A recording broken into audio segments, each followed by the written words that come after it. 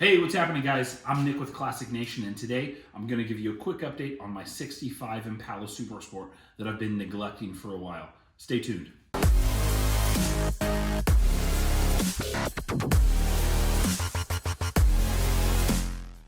All right, here we are, guys. 65 Impala. A couple things that I want to talk through that I've done. Again, the big thing that I've been putting off is the TKX transmission that I have ready to install over there. Bunch of projects in front of it, haven't gotten to it yet, but I have done a couple other things that I thought were worth mentioning, just to give a quick update. So the first thing is I noticed I've obviously got an LS swapped engine here, L92, with a Texas Speed cam.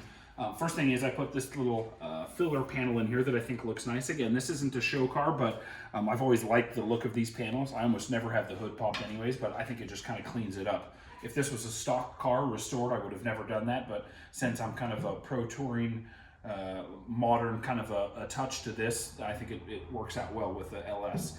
But here's the deal. On these LSs, I pulled this out of a truck a long time ago, and I kept getting P0171 and P0174 codes on the computer, and I knew that what that means is it's a lean condition in the engine. And I figured that was a vacuum leak. That's the #1 cause, or that's a really common cause. And so I started to go down and figure what the deal was. And I found out on the back of these intakes, there's a little port that is your brake booster port. You could see it here. And on this side, there's a little O-ringed connection that goes into the back. And it's got actually a quick disconnect or a push lock connect, but the side inboard of that was actually broken. That piece was broken, and it was a really shady connection. That part, I can't even find that part. I don't even think GM makes that part. So what I actually did is pulled the intake off, take all the bolts out, pulled the intake off. I took that piece out, and I actually bought a 1/2-inch pipe tap.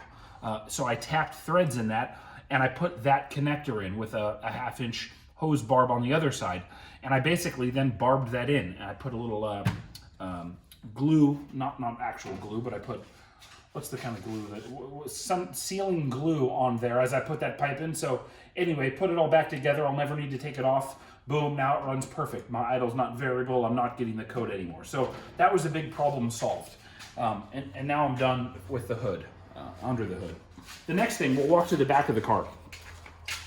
The next thing that, really the only other vulnerable part on this car, the part that I've neglected since I've had it, is the trunk area. You know, these cars, a lot of these cars, Chevelles, Camaros, Impalas, really all these old classic cars of every vintage, they're susceptible to getting water in the trunk because of either bad design of the windshield that leaks down, or the actual gasket around the trunk. Water gets in there and it rusts it out. So I'm a victim of that. I need a new trunk pan. I've avoided that, and it's time to do that. But that got me thinking about what I need to do with the stereo next. And though I hate to say it, I'm taking a page out of Evan's book. His Mustang, you guys have seen that. We'll have the video linked up here in the corner of his Mustang walk around. The coupe now, his 67 coupe, not to be confused with the fastback. He did a really nice job on the stereo there. He's got an amplifier tucked up on his rear parcel shelf underneath. He's got his speakers flush mounted underneath, so you can't tell that there's speakers there. If you look at my car, you can see that there's speakers there. I've had those. Those are nice Infinities, but you know, it's obvious the sun is going to hit those. It's obvious that there's a speaker system there. And that's one of the things that I kind of want to do away from. Like I said, take a page out of Evan's book and make it look like there isn't sound there. Make it sound really good and have a really nice stereo system, but have everything kind of be hidden and obscure. So here's what I'm going to do. I've bought 6x9 spacers. I'm going to undermount these under the deck there, underneath, like Evan's done. I'm going to put the amplifier up underneath there against the back seat. And then I've actually got an amp that is going to run this, so it's going to be up against the back seat there, clean it up.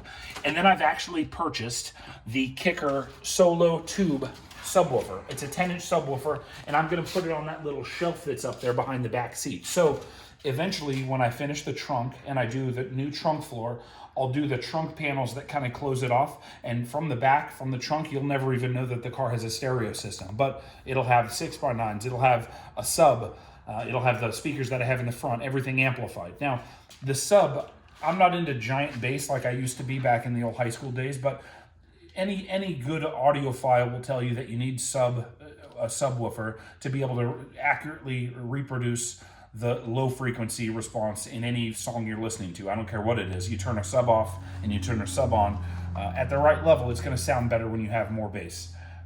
In most cases. So I am doing that. It's going to be there. It's going to make it so that it rounds it out really nicely, and I produce really good quality sound. Not that I'm going to be rattling windows, but just so that I have good sound out of this car. I've got the an aftermarket Bluetooth head unit in the car that looks original. It's the retro sound.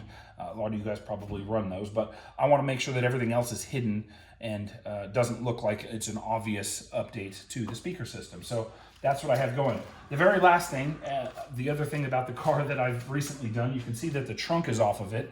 That wasn't just for aesthetics. I actually wanted to adjust the trunk. It didn't fit correctly, and so we started to take the trunk off, and I snapped off 2 bolts in the actual trunk mechanism. So for the last couple of days, I've been identifying what bolt extraction method was going to work. Came up with a ton of different things, drilled them out. Long story short, I had to drill the bolts out. I ran new thread cutters in there, cut the new bolts to the right size. Bam, I'm going back in with grade 8 hardware, not the right trunk bolts. I've got these spacers in here. So we'll get everything else cleaned up. Again, this isn't the perfect setup, but that's how it's supposed to be. Now we'll get the adjustment and we'll get the trunk back on, and hopefully I won't have to worry about that for quite a few more years for the future. So anyway, that's the update on the trunk. We're gonna have some stereo stuff happening. We're gonna get the car back together. Hopefully coming up, we'll have that TKX video coming at you. And yeah, we've got more Mustang footage coming up. Appreciate you staying with the channel. If this is something that you're into, please consider subscribing. Otherwise, we'll see you guys in that next video. Thanks.